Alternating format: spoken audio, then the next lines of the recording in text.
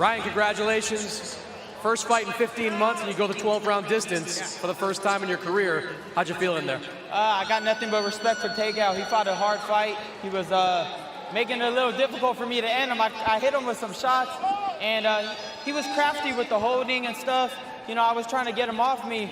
He was moving a lot. I ain't gonna lie. It's a new experience. I got to cut the ring off a little better with a guy that's just going to keep moving all 12 rounds. Yeah, he seemed to play it safe through those first 3 or 4 rounds before starting to engage a little bit in the ring. How long did it take you to try to figure him out? I mean, I think if I would have started pressing him harder in the beginning of the fight, I would have gotten him out of there. But you know, what can I say? It was a track down fight. I had to track him down. It's a new experience, cutting the ring off with a guy that's going to fight to survive, and I appreciate it. It was a good fight. This fight looked like it might have been a chance to end early in that second round when you knocked Tagoe down. Walk me through here what you saw with those shots. He was holding, and he turned around and boom. One of the few times he gave you kind of an opening with a little bit of space there. Yeah, he's very slippery, so, you know, what can I do? I have to walk him down, and he's not going to engage, give me nothing to counter. I was countering him with a lot of uppercuts in the beginning, and he didn't want none of that, so he kept the move going. You had another chance in the 10th round when it seemed like you hurt him. Could you sense that when you got him into that 10th when you backed him up? Yeah, I did, but, you know, I went for it. I mean, what can I say? I tried to knock him out. I caught him with a super good right hand. Boom, right in between the shot. And he was really hurt, but couldn't find the next shot. But it's okay. I'll learn more, and I know I got a lot in me.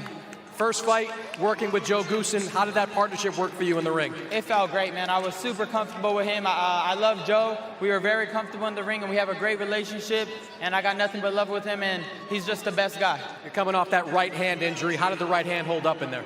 Good. I kept throwing it. It's probably a little bruised right now, but it's all good. But one thing I want to say, thank you to all the fans in San Antonio. I ain't going to lie, you guys are amazing. After a year off and going through the things you guys know I went through, I just want to say I am so happy and thankful that you guys came out. Honestly, it means so much to me. You don't even know. It means a lot. Thank you guys so much, and you guys are the best. These people obviously want to see you back sooner rather than later. There's a lot of buzz about a fight potential between you and Tank Davis before the end of the year. Is that a fight you think you're ready for, or do you think you need one more fight with your new trainer before you get there?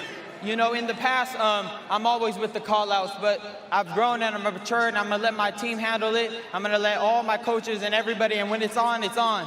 But as of right now, I'm going to trust my team, and we're going to move forward. It's way more fun with the call-outs. I know it's fun, but it's unrealistic.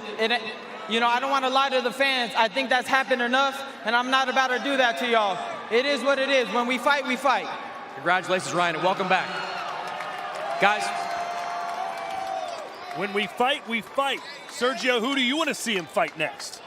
I would love to see him fight one of the big names. I mean, the lightweight division is so exciting, but Ryan Garcia, I think, needs to build a little bit more chemistry with Joe Goosen. I think, you know, when they go back to watch this fight, they're gonna realize that they can do a little bit more.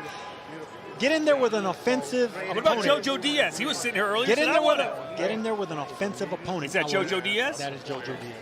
I would love to see him fight Jojo Diaz next. That's definitely the fight I would like to see. Well, they're both from Golden Boy, although Jojo Diaz fights later this month. We'll see if he gets through that. As for the performance tonight, Sergio, put a bow on this.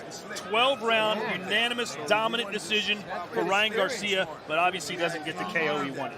He didn't get the KO, but he went 12 rounds. I think that's the first time he's gone 12 rounds. I mean, first fight with Joe Goosen, they attempted new things. But, yeah, it's a little disappointing because they expected a knockout. He predicted a knockout. Joe Goosen predicted a knockout. Everyone expected it except Tagoe. So there's a disappointment there, but move on. I mean, sometimes it's good going the distance. You don't get the knockout. Move on to the next one. Well, you always have those fights. Anissa, you've been in there with fighters that just don't think they can beat you and don't try to beat you. How frustrating can that be? That definitely could be frustrating, and I've seen Tagoe exchange with his opponents before in previous fights that I've watched of his, but with Ryan Garcia, he just saw the speed and saw the power and would not exchange with Ryan, and that's what Ryan needed in order to land those big power shots that he wanted to land and that he's so great at landing, is to have Tagoe exchange with him, but he would just refuse to and was just on the move.